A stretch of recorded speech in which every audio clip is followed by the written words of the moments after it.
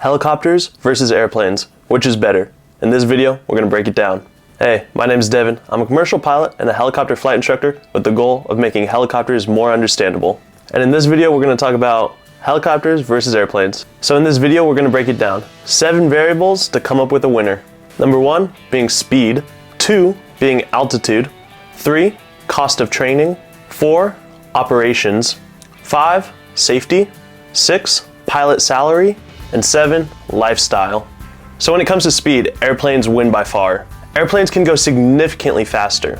The primary reason why helicopters can't go any faster is due to a condition called retreating blade stall, and that condition totally limits how fast helicopters can fly. So even though helicopters can't fly as fast as airplanes, they can still cruise extremely fast. If we look at one of the most popular helicopters on the market, the Augusta Westland 109, it's got a top speed of about 168 knots or about 190 miles per hour. And it cruises at about 150 knots or almost 180 miles per hour. And when we look at some of the fastest planes in the world, we have to talk about the Lockheed Martin SR-71. And from the research I've done, I think this is the fastest airplane in the world. It can reach speeds of Mach 3.3, which is over 2,000 miles per hour.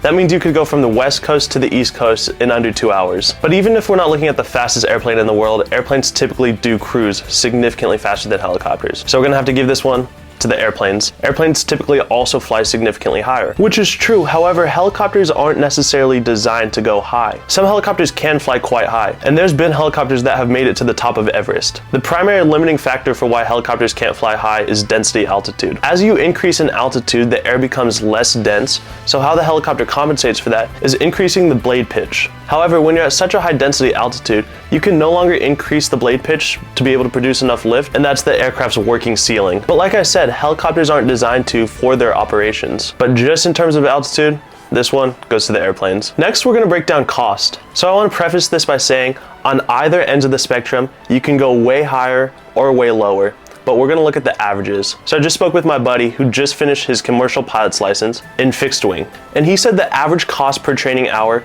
with the aircraft and the instructor was about $200 per hour. And as I went through helicopter flight school, I paid the cost, and now that I work for a company, I understand the general operating cost of helicopters, and it's about $400 per hour for the helicopter and the instructor. So it's almost exactly double the cost of airplanes versus helicopters. And we're talking just on the training side. And if we talk about getting our pilot's license, the FAA prescribes you need a minimum of 40 hours to get your private pilot's license. However, that almost never happens, and it averages about 60 to 70 hours total for both licenses. And if you take $200 per hour times 60 versus $400 per hour times 60, the airplanes win the cost category. Okay, here's where helicopters catch up, and it's in the operations. Don't get me wrong, airplanes can do super cool things. First off, they can fly fast, they can fly high, they can do crazy aerobatics, and they can land in cool places. But the helicopter can hover in space. The helicopter can also climb vertically and descend vertically. The helicopter doesn't need runways. And for certain missions, there's literally not a better platform than a helicopter. For example, search and rescue, either on a mountaintop or off of a boat. This is a mission that airplanes literally cannot do. So helicopters can do a lot of the stuff that airplanes do, but airplanes can't do a lot of the stuff that helicopters do. And for this reason,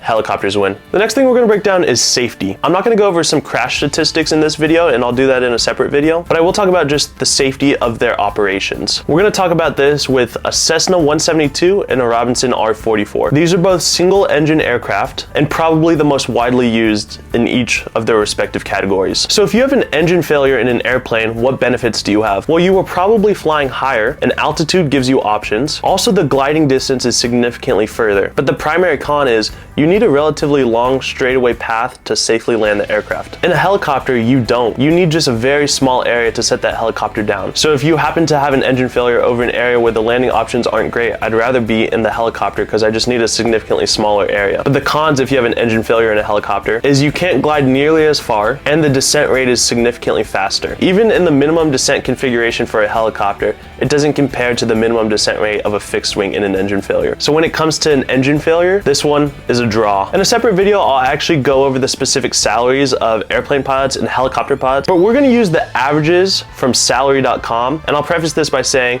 On both sides of the spectrum, you can go way higher or way lower. But the average airplane pilot salary is $141,000. The average helicopter pilot salary is $99,000. But like I've said, I know airplane pilots that make almost triple that, and I've known helicopter pilots that make almost double what salary.com reports. But in general, I would say airplane pilots do make more money. The last category in the head-to-head that we're going to compare is lifestyle. As an airplane pilot, just by the nature of the job, you get to do more traveling. You're typically in a destination other than your home, which is awesome if you want to explore. However, the con is you're in a destination other than your home. And as a helicopter pilot, you can travel, but the actual operation, the helicopter typically does come back to the same base every night. And as an airplane pilot, because you're gone so often, you're typically in a hotel room, and it's harder to maintain a consistent lifestyle in terms of fitness, in terms of healthy food options, and countless airline pilots tell you how often they're away from home. Now, depending on your schedule, and this goes for both fixed wing and helicopters, you may be gone for a while, and you may be home for a while, but I would say that airplane pilots are typically gone away from home more, and for some people, that's not what they're looking for. Now, but if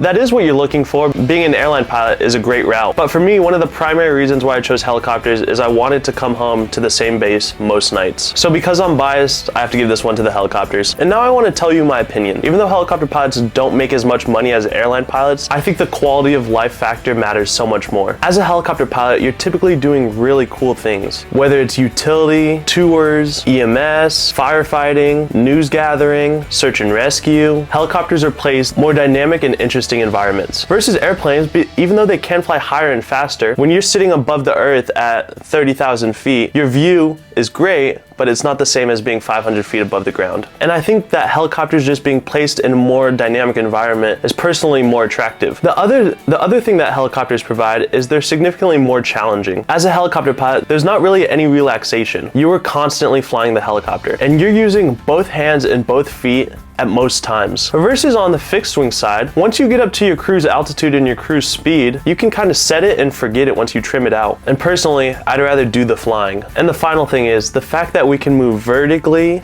and hold our position in space and move backwards is something that I can't get over. So in the categories that we talked about today, airplanes definitely win. But for the right person like me, helicopters will always win. I'd love to hear your thoughts on this, and I'm sure there's many points that I missed that you guys have, so drop them in the comments below and I'll be happy to reply to them. And if you like this video, maybe you'll like this one. Go check it out. All right, thank y'all for watching. Be sure to hit the like button, subscribe, and hit that little bell notification so you get alerted every time I post a new video, and I'll see you guys on the next one.